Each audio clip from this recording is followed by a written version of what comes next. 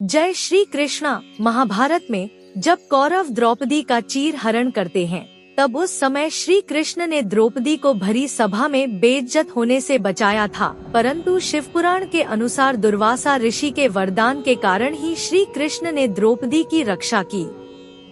आइए जानते हैं, दुर्वासा ऋषि ने द्रौपदी को ऐसा कौन सा वरदान दिया था जिस कारण द्रौपदी की लाज बच पाई। जब कौरवों और पांडवों के बीच हुए चौसर के खेल में युधिष्ठिर अपनी पत्नी द्रौपदी को हार गए, तब द्रौपदी का अपमान करने के लिए दुर्योधन ने द्रौपदी को कौरवों की सभा में आने के लिए बुलावा भेजा। जब द्रौपदी ने आने से मना कर दिया, तब उन्हें बालों से खींचकर भरी सभा में लाया गया।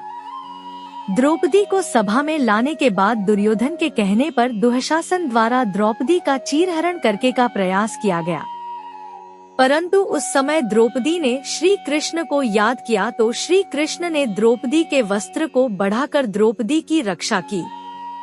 यहाँ चाहे श्री कृष्ण ने द्रौपदी को लज्जित होने से बचाया, परंतु श्री कृष्ण द्रौपदी को मिले एक वरदान के कारण ही यह सब कर पाए।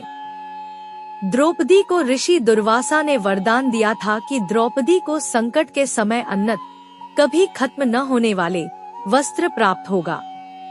इस वरदान के पीछे एक कथा जुड़ी हुई है। कथा के अनुसार भगवान शिव के अवतार ऋषि दुर्वासा एक बार स्नान करने के लिए नदी के तट पर गए थे।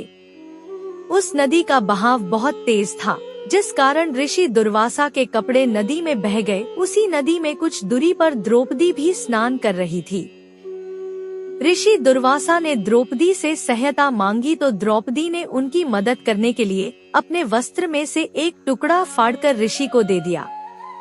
इस बात से ऋषि दुर्वासा बहुत प्रसन्न हुए और उन्होंने द्रौपदी को संकट के समय उनके वस्त्र उन्नत हो जाने और उनकी रक्षा का वरदान दिया।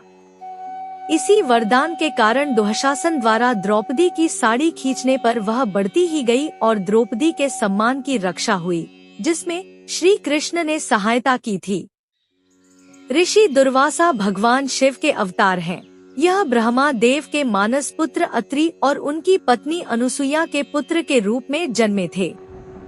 अत्रि और उनकी पत्नी अनुसुईया ने भगवान ब्रह्मा, विष्णु और शिव तीनों की कठोर तपस्या की। इनकी तपस्या से प्रसन्न होकर तीनों देव प्रकट हुए और उनसे मनचाहा वरदान मांगने को कहा। अत्रि और अनुसुईया ने वरदान में तीनों देवों को अपने पुत्रों के रूप में जन्म लेने की इच्छा व्यक्त की।